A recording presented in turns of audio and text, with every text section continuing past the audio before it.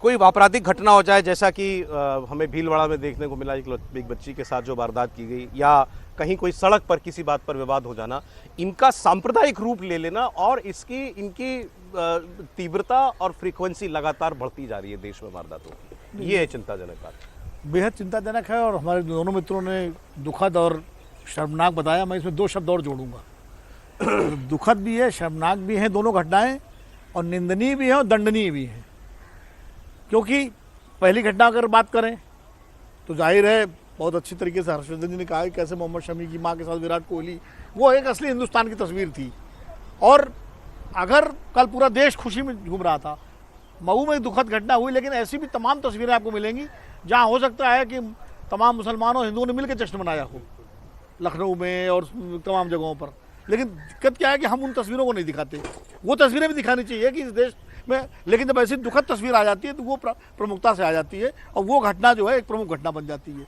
जिन लोगों ने ये काम किया है, विजय जुलूस निकालना कोई अपराध नहीं है। हम लोग विजय जुलूस में शामिल होते रहे, नाचते गाते रहे। 83 का विश्व कप जब हुआ था तो खूब पूरे सड़कों पर झूमे थे। तो और बस ये जरूर है कि उस विजय जुलूस निकल जाने देते, अगर वो मस्जिद के लोग थे तो क्या दिक्कत थी? कोई पटाखे भी छूट जाते, कोई समस्या नहीं थी।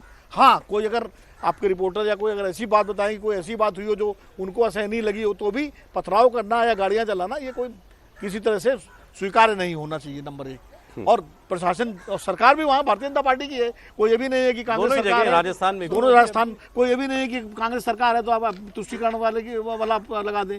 दूसरी बात ये जो भीलवाड़ा की घटना है, देखिए बहुत ही ज़्यादा विभत्स घटना है कि जिस तरह से धर्म परिवर्तन की बात हो रही है, या उस बालिका के साथ रेप किया गया और नाबालिग के साथ, इसमें तो सीधे से अब ये जुलूस निकला।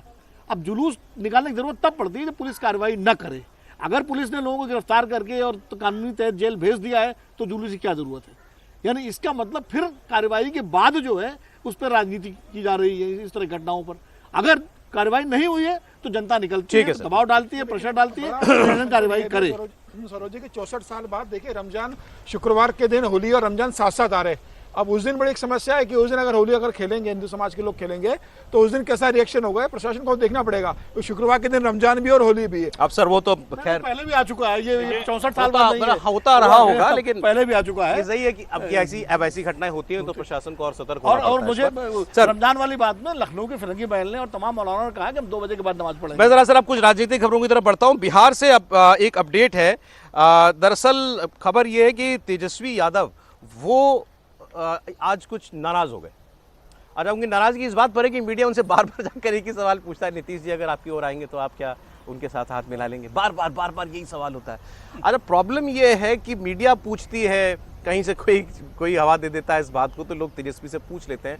और जब लालू जी से पूछा जाता है तो वो भी तो ऐसे ही रिएक्शन देते हैं, हाँ ठीक है आ जाएंगे तो हम उनके साथ हो जाएंगे, हम उनको माफ कर देंगे। राबड़ी देवी जी ने अभी विधान परिषद में ऐसा कह दिया। सामने से बात हुआ कि भाई आप सहयोग कीजिए इस मुद्दे पर, हमारा किसी ने कहा सत्ता पक्ष की ओर से, तो उन्होंने कहा आप हमारे साथ आएंगे तो हम सहयोग करेंगे। तो इसमें भी लोगों को लगा ये तो यार मैसेजिंग हो रही है, ये तो पॉलिटिकल।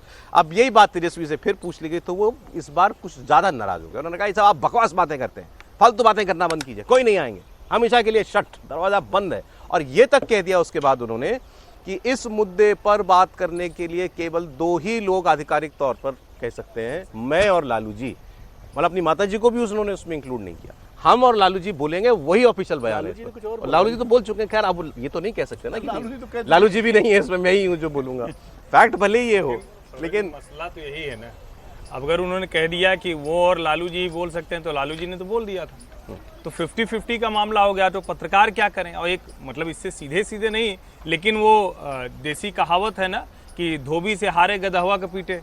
तो आप क्या करेंगे? आपको समझ में तो आना ही आ रहा। आपके अपने पिता रोज अफवाह फैला रहे हैं, आपके अपने पिता, आपकी अपनी पार्टी के लोग रोज वही करते हैं, तो आपको कुछ नहीं सूझता, तो मीडिया पर आप चिढ़ने लगते। सुनाता हूं आपको तेजस्वी यादव का बयान।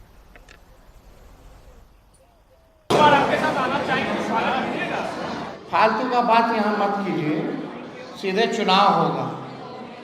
आप लोगों को कौन ही बुद्धि देता है? कहाँ डाइवर्ट करना चाहते हैं? आइएगा तो स्वागत कीजिएगा। क्या स्वागत करेंगे? आरक्षण छोड़ आरक्षण खोल कर हम लोग स्वागत करेंगे। कोई ऑफर नहीं दिया जा रहा, बकवास मत कीजिए। कोई ऑथराइज नहीं है लालू जी, और हमारे अलावा कोई ऑथराइज नहीं है, कोई ऑफर नहीं दिया जाएगा। बताइए, इतना बिगड़ गए वो इस बात पर? मतलब मीडिया कोई कह रहा है आप बकवास कर रहे हैं, बंद कीजिए बकवास।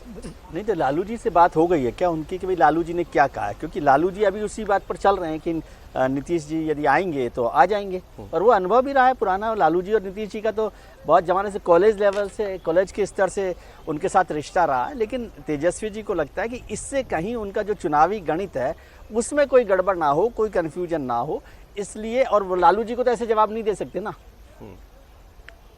कि भाई क्या आप बोल रहे हैं, तो वो इसको कर इस रहे हैं। परसेप्शन से उनको क्या नुकसान होता है? इससे मान उनको लीजिए कि नुकसान बात होता खबरें है। चल रही हैं कि इससे भाई उनको नुकसान आ होता सकते हैं है। नीतीश इससे कुमार उनको इधर। नुकसान होता है ना, इसीलिए वो लगातार लग रहा है कि इस परसेप्शन से नुकसान हो रहा है। और लालू जी को शायद ऐसा लगता है कि इस परसेप्शन को चलाने से बीजेपी और नीतीश कुमार के बीच में भी एक रिलेशनशिप को थोड़ा सा रिफ्ट किया बिहार का जाए। जो चुनाव हो रहा है नवंबर में, सौरभ जी, ये सिर्फ भारतीय जनता पार्टी और तेजस्वी यादव के आरजेडी के बीच में होने वाला है। नीतीश कुमार और कांग्रेस इस लड़ाई में कहीं नहीं है। जैसी स्थिति बिहार में कांग्रेस की हो गई है, वैसे स्थिति, उसके लगभग वैसी स्थिति इस चुनाव में नीतीश कुमार की होने जा रही है। क्योंकि नीतीश कुमार कहीं भी 15 से 20 ज़्यादा सीटें जीतने की स्थिति में नहीं है। और तेजस्वी जानते हैं कि उनकी और भारतीय जनता पार्टी का सीधी लड़ाई होगी, उन्हें दिखेगा कि नीतीश उनके साथ नहीं है, भारतीय जनता पार्टी के साथ है। तो नीतीश का एक बड़ा वोट बैंक जो मुस्लिम के साथ जुड़ा रहा है वो उनके पास तो आएगा ही, और पिछड़ा जो भी है वोट बैंक जो जुड़ा है, जो भारतीय जनता पार्टी के साथ नहीं जाना चाहता है, इस बार बहुत तेजस्वी के पास आएगा। और तेजस्वी अपने लिए एक अपॉर्चुनिटी इस बार देख रहे हैं। जिस तरीके से नीतीश की स्थिति इस बार खराब है, राजनीतिक रूप से भी और शारीरिक रूप से भी, तो यह मौका वो छोड़ना नहीं चाहते। और इसीलिए वो बहुत क्लियर करना चाहते हैं कि नीतीश के साथ किसी भी तरह का गठबंधन नहीं होगा, चुनाव के पहले भी नहीं और चुनाव के बाद भी नहीं। और वो इस लड़ाई को सिर्फ दो दलों के बीच में, भारतीय जनता पार्टी और आरजेडी के बीच में बताना चाहते हैं। मुझे लग रहा है वो अपनी राजनीति की लड़ाई साफ करके इस बार लड़ना चाहते हैं कि नीतीश उनके साथ नहीं है और नीतीश के वोट बैंक में उनकी नजर है। ये किसी और राज्य में चुनाव हो तो बड़ी सामान्य बात होती है कि विपक्ष कहता है भाई, ये आरोप लगाता है सामने वाले के ऊपर कि ये ऐसे है, फलाना है, वो इनके ऊपर आरोप लगाता है। ये बिहार ही है जहाँ पर पता नहीं चलता कि कौन किसके साथ है, पीछे से किसकी मुलाकातें चल रही हैं। अब अच्छी बात है कि सामान्य राजनीतिक व्यवहार बिहार में होने लगा है। विपक्ष कह रहा है कि हाँ, हमारा इनसे कोई लेना देना नहीं, और नीतीश जी कह रहे हैं हमको कहीं जाना नहीं। देखिए, पहली बात तो तेजस्वी जी और लालू जी बैठ करके एक बार तय कर लें कि इस मुद्दे पर क्या फैसला करना है। क्योंकि लालू जी कहते हैं नीतीश के लिए हमारे दरवाजे हमेशा खुले हैं, और तेजस्वी जी का आपने अभी तेवर देख ही लिए। क्योंकि तेजस्वी जी को इस तेवर के बाद कुछ बचता है क्या सर? नहीं, Confusion। देखिए तेजस्वी की जहाँ तक मेरी जो जानकारी है कि लालू जी अभी भी सॉफ्ट है नीतीश को लेके। उनको लगता है नीतीश को लेकर के हम बैलेंस जो है, पावर जो पॉलिटिकल बैलेंस है, सोशल बैलेंस, उसको हम अपने पक्ष में कर सकते हैं। और तेजस्वी को लगता है, जो समीर जी कह रहे थे, कि लड़ाई सीधे सीधे आरजेडी और बीजेपी के बीच में होगी, और उसमें तेजस्वी को लगता है नीतीश का वोट बैंक उनके साथ आ जाएगा। और जरा भी वो अगर नीतीश के प्रति रहमदिली दिखाएंगे तो वो कन्फ्यूजन में वो वोट बैंक के पास नहीं आ पाएगा। इसलिए तेजस्वी एक पोजीशन लिए हुए हैं कि अब नीतीश से कोई ताल्लुक नहीं होगा। और तेजस्वी इसलिए भी पोजीशन लिए हुए हैं कि अगर कोई स्थिति बनती है तो सीधे तेजस्वी दावेदार होंगे ना मुख्यमंत्री पद की, अगर सरकार बनाने की नौबत आती है। और अगर नीतीश आ गए और तब नौबत आती है, तब तो नीतीश जी फिर खड़े हो जाएंगे, नीतीश आएंगे इसी शर्त पे।